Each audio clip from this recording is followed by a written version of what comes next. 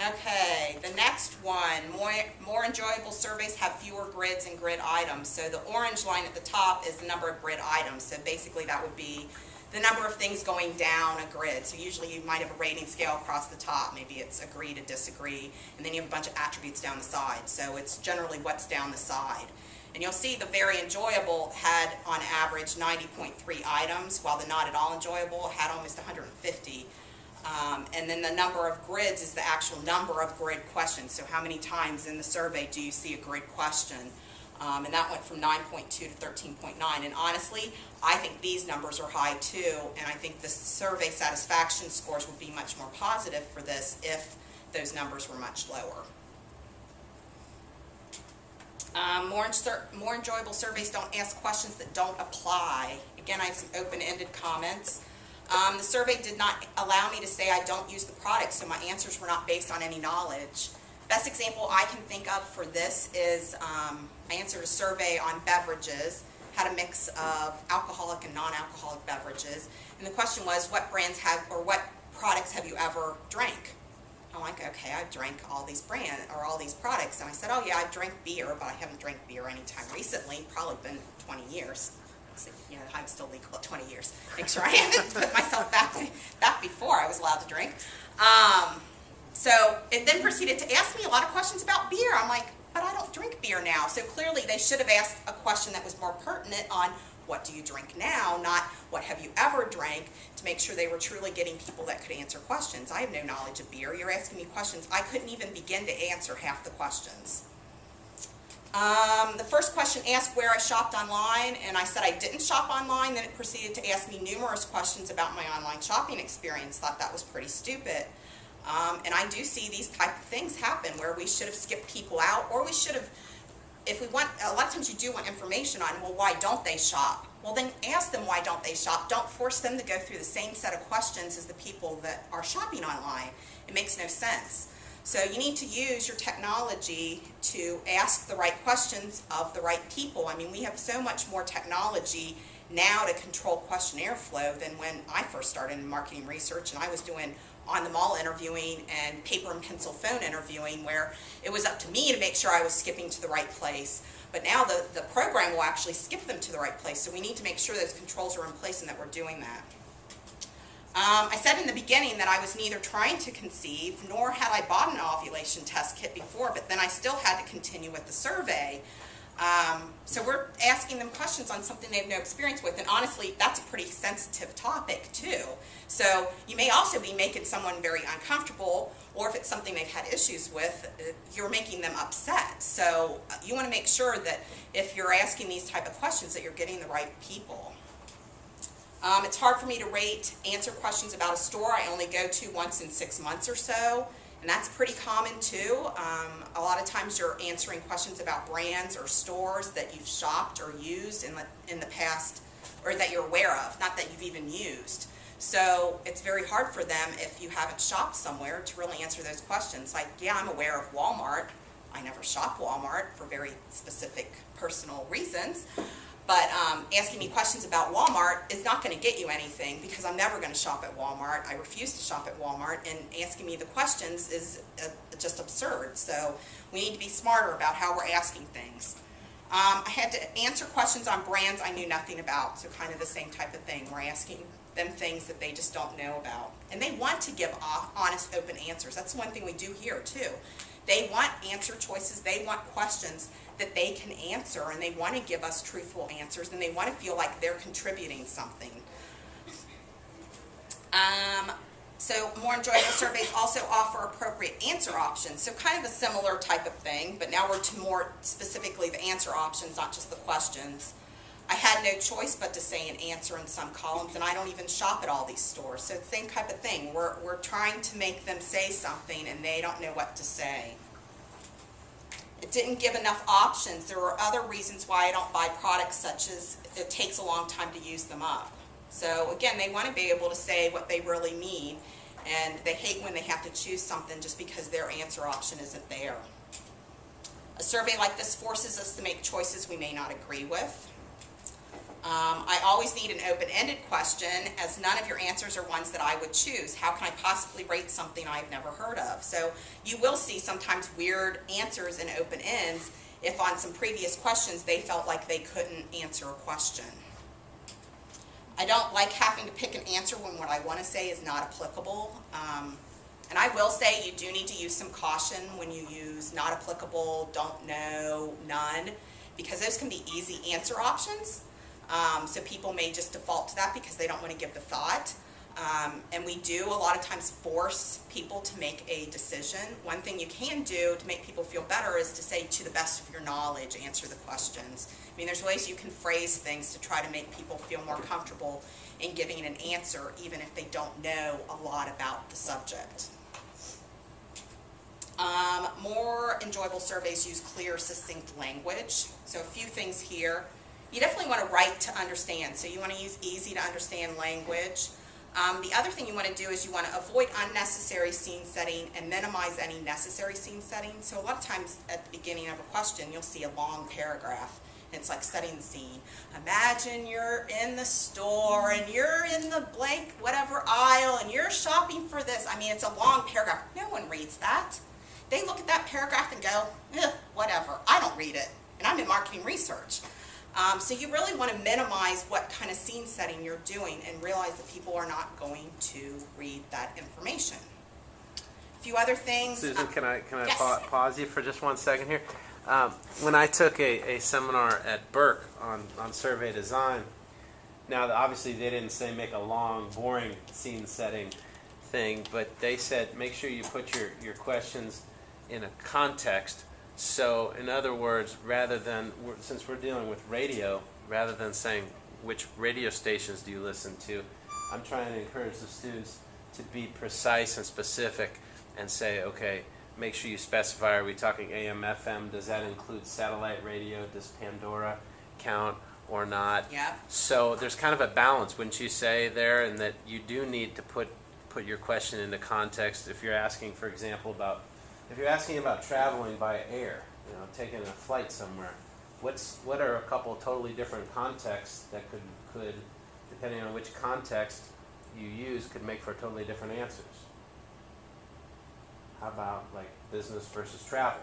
So that's putting in a context and that's setting a scene. Yeah. So I would say you need some of it, just not a paragraph. A ton of it. Okay. Yeah, I agree. Sometimes there's a need. I see a lot. I think there's a lot of misunderstanding on what smartphones are.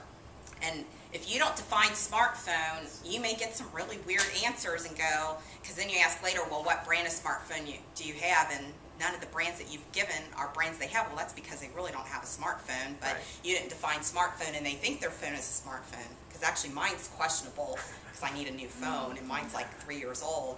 And sometimes I'll say, yeah, I think my phone fits smartphone, and then other times I'll go, no, I don't think that fits the definition of smartphone. So you do want to make sure you're setting the scene appropriately. That's a great example. Yep. Yeah, that's probably one of the most confusing ones lately that I've seen is smartphones. Yeah. Some other things, use simple question language, so you don't want to get too complicated, too wordy.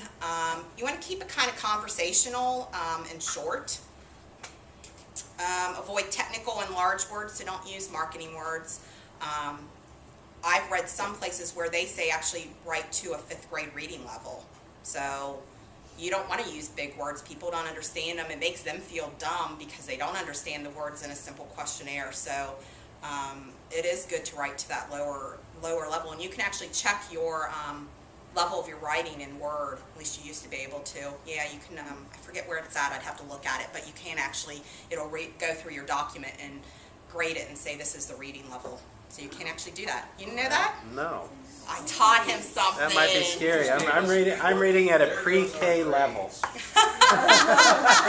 Yeah, that's a whole new idea.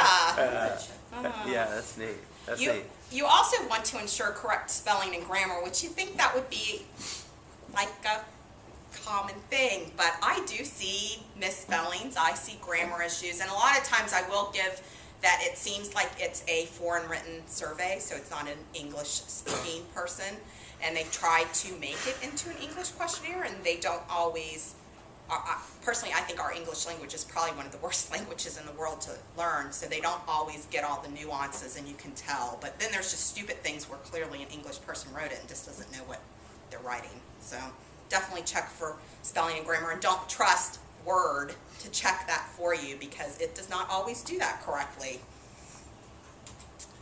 You also want surveys that are aesthetically pleasing, so you want things that look nice.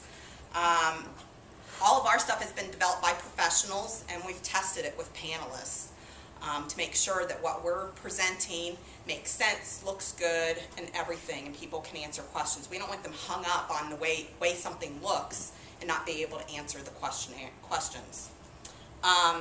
You also want an environment that's comparable with other online experiences, which actually we were having a conversation with this in your office this morning, and I think this is one of the things the research industry hasn't kept pace with. The online experience has really changed, and people are expecting more of their online experience, but our surveys haven't kept pace. They still look the same as they looked when we first went online in like 1998. So we need to do something different to try to keep pace with what's going on in the actual online space and make people feel like, oh, this is a natural part of my online environment, and I feel like this is something I'd want to do. And I think all of this really puts our panel in particular in a positive light, and it can contribute to long-term panel health because we're trying to build a brand. So the more we can make our surveys look consistent, the more we can make them look pleasing, the more it helps us build our Lightspeed My Survey brand name with our panelists. So to summarize just this, and I do have one more slide after this, so more enjoyable surveys are shorter, less repetition, fewer grids, don't ask questions that don't apply, use your technology, offer appropriate answer choices, use the clear, succinct language, and also make sure they look good. A few things I wanted to talk about is kind of the future surveys, because that is a big topic right now. There's a lot going on, and one of the big things is technology evolution. So we are now dealing with portable devices, and I never thought in my career that I would see two huge changes in methodology and mode, but I have. When I first started, like I said, I was doing mail, then I was doing telephone, then I was doing mail, and then we got an online panel, so everything's been online mostly since probably 2000. I've probably done mostly online. Well, now we have mobile. We have mobile phones that can do surveys. We also have tablets to deal with. I think the tablets are easier because they're more like PCs and laptops. The biggest problem we're having with them right now is the iPad is the most popular. They don't support Flash. And guess what? We use Flash in some of our surveys, so that means either you have to screen people out to start. If you don't screen them out to start, they may not be able to see what you're actually doing, and you may never know that they can't see what you're asking them to do. I've seen that on several surveys where I was supposed to look at a concept, and I couldn't see the concept because it had Flash. And you're losing people, and as that penetration increases, you're more likely to start affecting your data because you're losing people who want to take their surveys on their iPad and they can't. So we're actually working to move away from Flash to HTML5. I think it's 5. I'm not the technology person. But then the mobile is an even bigger deal because you got to think you have the much smaller screen. You can't do what you can do on a PC on your mobile device, so people aren't willing to do what we're asking them to do. So grids aren't a good idea. Shorter surveys are imperative. So we're working on all that as well. One test I thought that was interesting is we did actually test people doing grids in a usability setting, and they were answering grids on their mobile devices. I'm going, how are they doing that? Because they couldn't see the whole thing. They kept having to scroll over, scroll back, scroll over, scroll back. So I would question the quality of the data. So not only do we have to do what people want to do, but we also have to consider, are we affecting our data in some way? So definitely technology, huge issue right now, lots to deal with. I went to a mobile research conference back in July, and right now it seems like everyone's just experimenting. No one's saying, oh yeah, I'm going to do all my surveys on mobile. And I think part of that is when we went to online, it was cheaper. It was cheaper to do online work versus mail, mall, or telephone. But mobile, we don't expect it to be cheaper. It may actually be more expensive. So I think that's why clients aren't clamoring to go to mobile, because they don't see the cost benefit right now.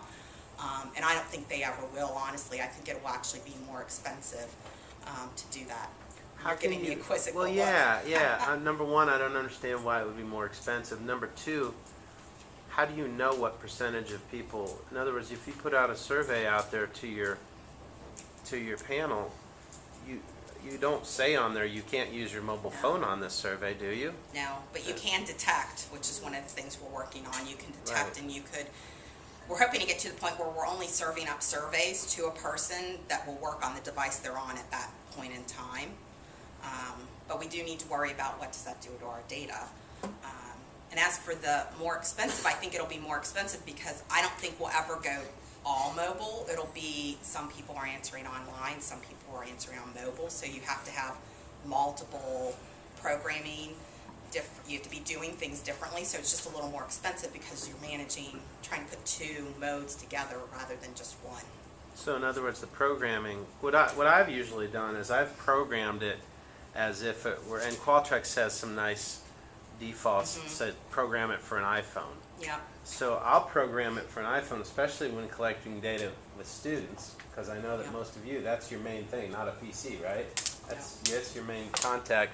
So when I program it for an iPhone, then it still works fine. It might not look quite as nice on a PC, but it still works fine on a PC. Yeah. The other problem is we're doing much longer surveys online, and mobile probably is not going to support that. We've done some research on trying to divide a big survey up into smaller chunks to do on mobile. Okay. So yeah, there's a lot going on in that area, and I think it will continue. So it's an exciting area if you're interested in research, knowing the mobile technology and coming in, and knowing the younger generation too, because that's the group that wants to use the mobile technology. It's hard to reach people for panels and get them to join panels now because they're not. You guys aren't on email. Who's on email here? Who does email on a daily basis? Oh, more than I thought. Because they all have NKU accounts, Okay. obviously. So. Because email is not as popular, nor we're doing Facebook and text messaging and things like that. So it can be hard to get the younger generation to answer surveys. Let's make it a forced choice question.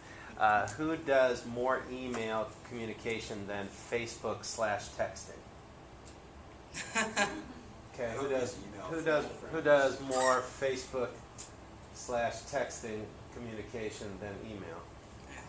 Yeah, see, he got the right question. And actually, what I've found is that I get the most email communication with people who work in an office. They're the ones that are on it, but people who are not in an office, then they're communicating in other ways.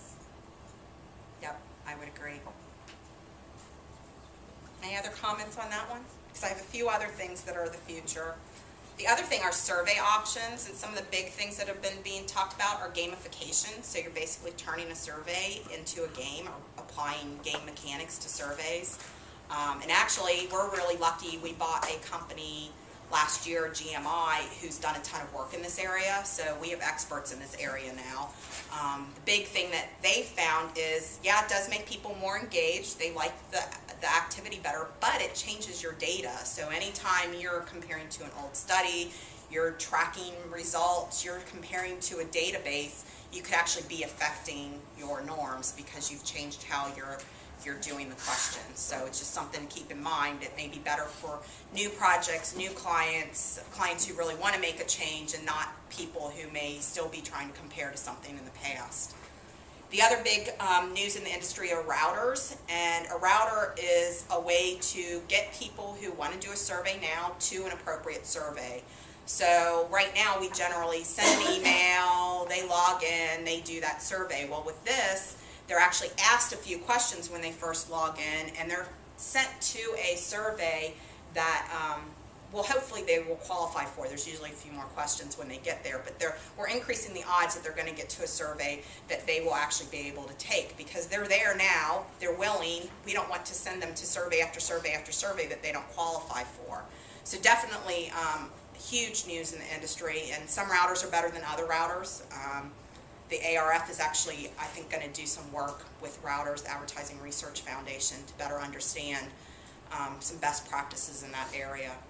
And the other big thing is social media research, and right now I think the social media research is more not necessarily doing research, primary research, but more mining social media comments. So Tide wants to know what people are saying about them, so they mine social media sites to find out what people are saying about them. So it's more that kind of work at this point, although I think trying to get respondents through Facebook is a good idea, because it is a way to reach younger people that we may not be getting right now.